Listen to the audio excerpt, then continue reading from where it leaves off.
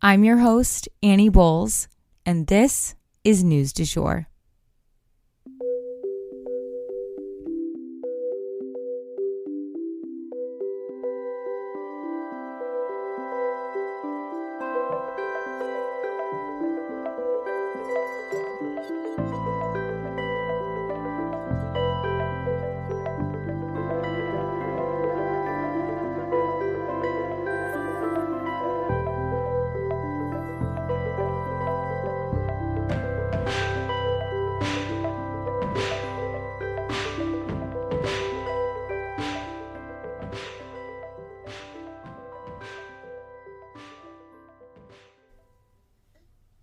Hey everyone, and welcome back to the News du Jour, a calmer space to consume the news. I have a little guest star here with me today. I don't usually record with the baby, but it had to be done today. It was unavoidable, so he's here, and if he makes any cute noises, I will be sure to leave them in for those of you who have requested that. Yeah, we'll see how this goes. Anywho, let's jump into the news for today. We don't have any mini stories, but I did want to let you guys know that the State of the Union will be discussed in tomorrow's episode. So thanks for your patience on that. There's always a slight delay for us, just the way that we operate. So we always appreciate your patience. Anywho, we are going to update you guys first and foremost on the earthquakes. Have to issue a content warning here. This story involves a very deadly natural disaster. So the earthquakes in Turkey/Syria have now claimed the lives of over 5,000 people, you guys. About 5,400 in total. But that doesn't mean that rescue efforts have stalled out or anything. It's all hands on deck trying to find any remaining survivors in the rubble. More than 16,000 rescue workers are working diligently across the area to find and save anyone that they can. One woman was pulled from the debris after roughly 22 hours of being trapped. 15 different hospitals were destroyed or badly damaged in one night. Even a 2,000-year-old castle was damaged as well. The area, as we know, was not prepared for a quake like this, and many of the buildings locally were made out of concrete frames. So, they're not these savvy buildings in San Francisco that will sway in an earthquake. Not at all. And as we know, Syria was already really struggling due to their ongoing civil war. Significant fires, though, have broken out in certain places, and many people have been left homeless out in the snow, and they're freezing while searching for missing loved ones. So, sorry, he just had to contribute there. Anyway, if you didn't get the backstory on the earthquakes, be sure to listen to yesterday's episode. We will link to 2 reputable organizations today in our show notes if you would like to contribute to disaster relief efforts financially.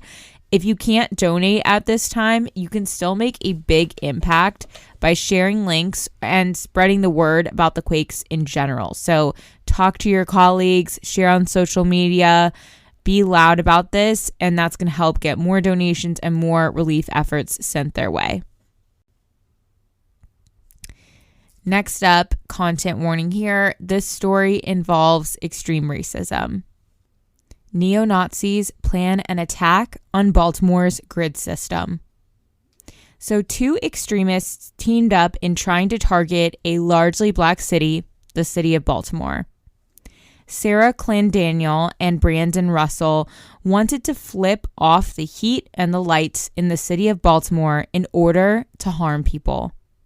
They literally said to each other they wanted to inflict, quote, maximum harm, end quote. Russell literally founded a neo-Nazi group and has been in prison in the past for building bombs and trying to target nuclear facilities in Florida. He also had a roommate that killed 2 fellow members of the same group. If you guys remember, there have also been attacks on power grids in North Carolina, as we covered in News du Jour here on the podcast. But also in Washington State and Oregon as well. But authorities don't think that these incidents are related. Sarah identified several locations where she felt she could destroy the power grid. She was the one who was going to do the actual dirty work of shooting up a power grid and taking orders from Brandon Russell, who instructed her to do it at a time when the most people were relying on electricity. You see, Sarah was supposed to be suffering from some type of kidney disease that only gave her a few months to live. So she wanted to attempt one of her destructive fantasies before leaving this earth. Pretty grim. Attacks like this and the discussion of them online have really ramped up quite a bit among far-right extremist groups. The FBI knows about them, but that doesn't make them any less scary. Let's hope that more of these events can be stopped before they happen, like this one was. But speaking of power outages, I wanted to touch on a different subject really quickly. Over in Austin, thousands of residents are still without power following the storms, and it's already been 6 days of having their power off, and the city said it could take another week to come back on. And the reason I wanted to mention this is because I have lived this situation twice in my life, actually. Oklahoma, for those who don't know, has horrible ice storms. They cause tree limbs to snap downward or even have the trees fall over, and they tend to take the power lines along with them. So once in high school and once as an adult, I've spent two-week spans without power. And it was cold and it was miserable, and it was even hard to describe to someone who hasn't lived it. Everything you touched in your home was cold. During modern times, everyone expects you to have Wi-Fi up and running, let alone, the ability to charge your phone and make a warm meal and take a shower.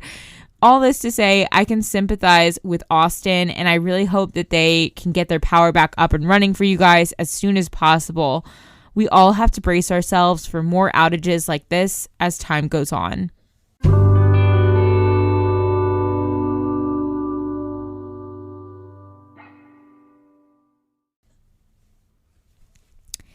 And one more story today, you guys. I have to dip back over to the Grammys really quick because I have a crazy story for you that I had only heard about after I recorded yesterday's episode, but it was too crazy not to share.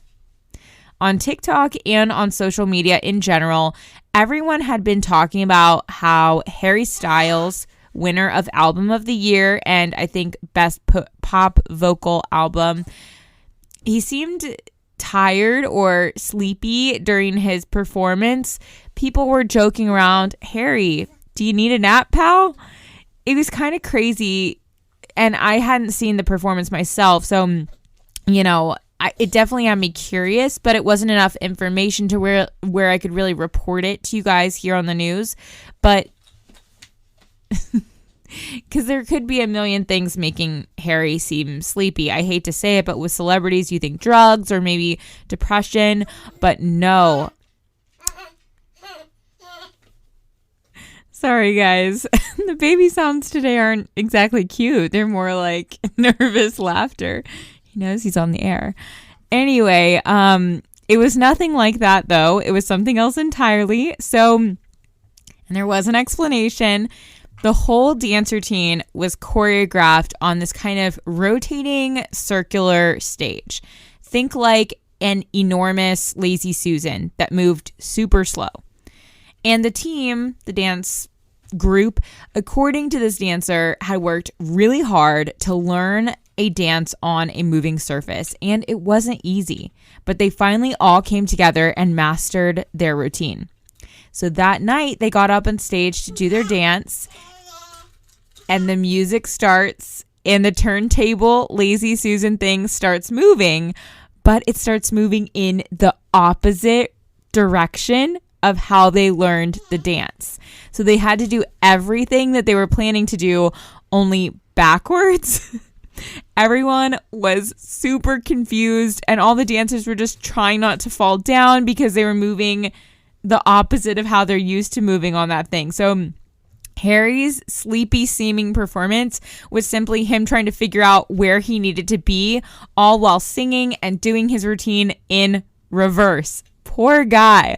I'll say, as someone who has not seen him perform very much at all, I wouldn't have been able to tell a difference. I watched it myself and I thought it seemed pretty normal. So props to him and his team for working really well under pressure, but his fans know him and they knew something was off. Again, congratulations, Harry, and job well done on working under crazy circumstances.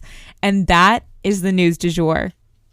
Today, I wanted to leave you guys with the quote, "Whatever you do today, let it be enough."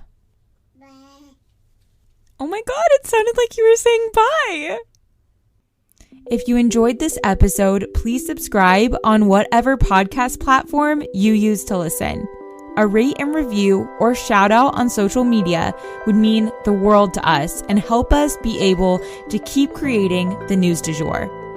But the best way to support all of our work is to become a patron at www.patreon.com/sugarfree media. You can also follow us on social media under sugarfreemedia.co on Instagram and just sugarfreemedia, all one word, on TikTok. We appreciate you listening and look forward to telling you about the news again next time on News du Jour. Broadcasting from Oklahoma.